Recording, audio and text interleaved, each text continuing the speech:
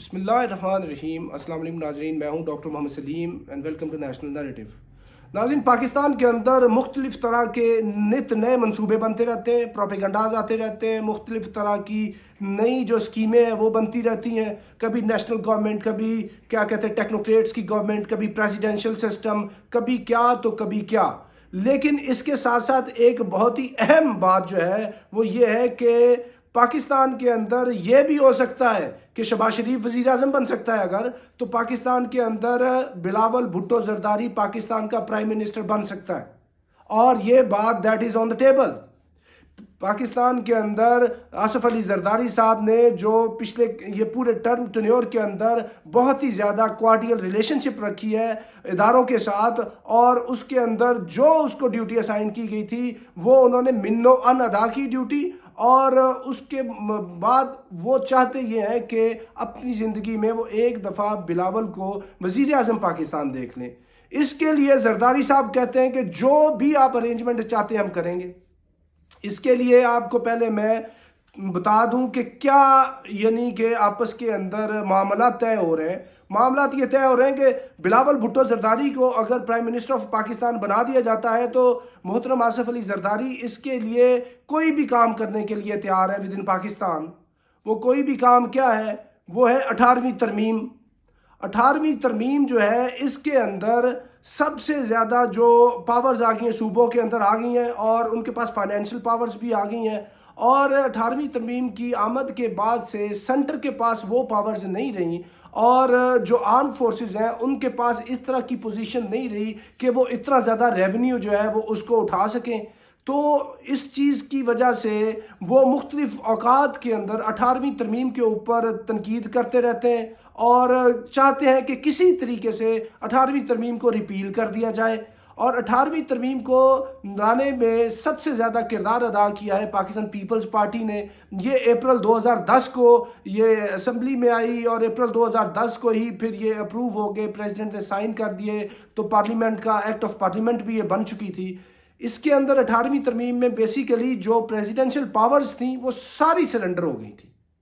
اور جو president of Pakistan تھا اس کے پاس سیریمونیل پاورز رہ گئی تھیں، کیونکہ اس سے پہلے جو 1973 کا آئین تھا اس کے اندر امینڈمنٹ کی تھی جنرل جو ضیاء الحق ہے، انہوں نے 8ویں ترمیم کی تھی۔ 8ویں ترمیم کے تحت پریزیڈنٹ کے پاس بہت ہی پاورز آ چکی تھیں، اور وہ جب چاہے اسمبلی کو ڈیزالو کر سکتے تھے، یعنی سمجھ لیں کہ اسمبلی ایک طریقے سے ان کے رحم و کرم پہ ہوتی تھی۔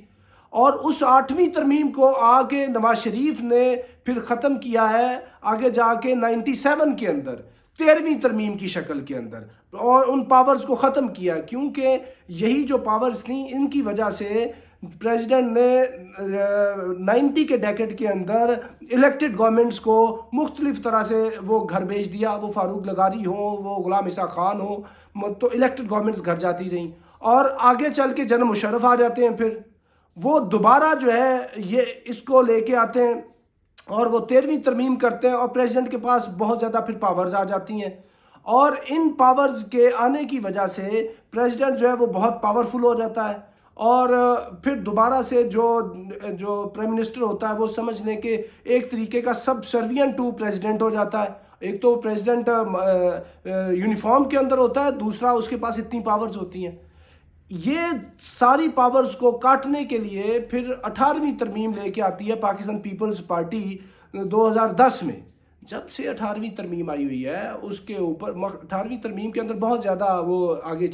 وہ چیزوں کو ڈسکس کرنا ادھر ہمارا مقصد نہیں ہے۔ مقصد صرف یہ ہے کہ 18ویں ترمیم سے مسئلہ کس کو ہے، اور اس کے عوض وہ کیا لین دین کرنا چاہتے ہیں۔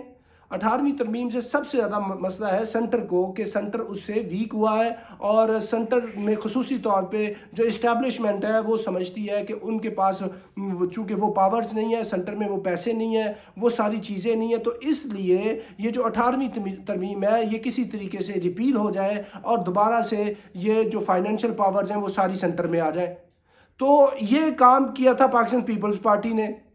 اور ابھی دوبارہ وہ پیپلز پارٹی کے ساتھ یہ بات چیت کر رہے ہیں کہ اگر آپ 18ویں ترمیم کو ریپیل کرتے تو بلاول بھٹو زرداری کو پرائم منسٹر کے طور پہ ایکسیپٹ کیا جا سکتا ہے۔ This is one of the options, کیونکہ زرداری صاحب کا سمجھ لیں ایک طریقے کا جب سے سافٹ ویئر اپ ڈیٹ ہوا ہے، یہ جب وہ تقریر کا فرما کے گئے تھے 2015 میں جنرل راحیل شریف کے خلاف، اینٹوں سے اینٹیں بجانے والی جو تقریر تھی، اس کے بعد وہ تشریف لے گئے تھے بیرون ملک، پھر بعد میں معاملات سیٹ کر کے وہ پاکستان آئے، اس کے بعد سے لے کے اب تک معاملات ان کے 100% سیٹ ہیں، اور وہ بالکل ایک پیج پہ ہی رہتے ہیں، وہ کہیں لیفٹ رائٹ نہیں دیکھتے۔ تو وہ اب یہ چاہتے ہیں کہ ہم نے اپنے ایکشن سے ثابت کر دیا ہے کہ جو بھی ہم نے آپ سے بات کی ہے، ہم بات کے اوپر پیرا دے رہے ہیں۔ تو ابھی آپ سے ریکویسٹ یہ ہے کہ میرے بیٹے کو پرائم منسٹر بنایا جائے، تو پرائم منسٹرشپ کے لیے جو بھی اس کے اگینسٹ آپ کہتے ہیں سروسز ہم دینے کے لیے تیار ہیں۔ تو سروسز کیا ہے؟ 18ویں ترمیم کو ریپیل کرنا ہے۔ تو یہ جو اسٹیبلشمنٹ کے ساتھ یہ جو بات چیت ہے، اگر آ جاتی ہے یہ پاکستان پیپلز پارٹی سندھ کے اندر، تو ان کا آلریڈی ایک سائزیبل ان کے پاس ایک پورشن ہے نیشنل اسمبلی کا۔ پنجاب سے بھی کچھ سیٹیں ان کو دے دی جاتی ہیں، کوئی 25 سے 30 سیٹیں ادھر سے بھی مل جاتی ہیں، اور دوسری جو چھوٹی پارٹیاں ان کو ملا کے سینٹر کے اندر گورنمنٹ بن جاتی ہے پاکستان پیپلز پارٹی کی۔ وہ گورنمنٹ بنتی ہے، وہ آ کے پھر کیا کہتے ہیں اس کو ریپیل کر دیں گے۔ تو یعنی یہ بھی this is one of the options کہ پاکستان کے اندر بلاول بھٹو زرداری جو ہے وہ بھی پرائم منسٹر بن سکتا ہے ان دا نیئر فیوچر۔ اور اسی طرح آپ کہہ رہے تھے کہ مریم نواز جو ہے وہ ریلیک آف دی پاسٹ ہوگی، وہ ڈسکوالیفائی ہو گئی، تو وہ بھی بھائی وہ ڈسکوالیفیکیشن بھی اس کی ختم ہو چکی، وہ بھی پر تول رہی ہیں کہ وہ پرائم منسٹر بنے، ادھر سے بلاول صاحب بھی وہ پر تول رہے ہیں۔ تو آپ یہ دیکھیے گا کہ ستم ظریفی حالات کی یہ ہے کہ حالات کا اگر سٹیٹس کو یہی رہا اور اسی طرح چیزیں آگے چلتی رہیں، تو پرائم منسٹر بلاول بھی بن جائے گا اور پرائم منسٹر مریم نواز بھی بن جائیں گی، جو کہ پاکستان کے لیے بہت بڑی ایک بدقسمتی کی بات ہوگی کہ اگر مریم نواز جو ہے پرائم منسٹر آف پاکستان بن جائیں، جو کیلیبری کوئین ہے۔ تو اس کے اوپر جو عوامی پاکستان ہے اس کو تھوڑا سوچنا چاہیے، اور حالات کی تبدیلی کے لیے what's ever they can do they should do, because اگر آپ کوئی چینج کے لیے کوشش نہیں کرتے تو پھر یہ دوبارہ اس طرح کے لوگ آئیں گے، یہ انہوں نے جو بچے دیے ہوئے ہیں، یہ ان کے بچے آگے آئیں گے اور ان کے بچے، تو پھر یہ جو غلامی ہے یہ نسل در نسل چلتی رہے گی، اور یہ سوچنے کی بات ہے۔ تو ناظرین اب تک کے لیے اتنا ہی، اب till next time, thank you very much. Pakistan زندہ باد۔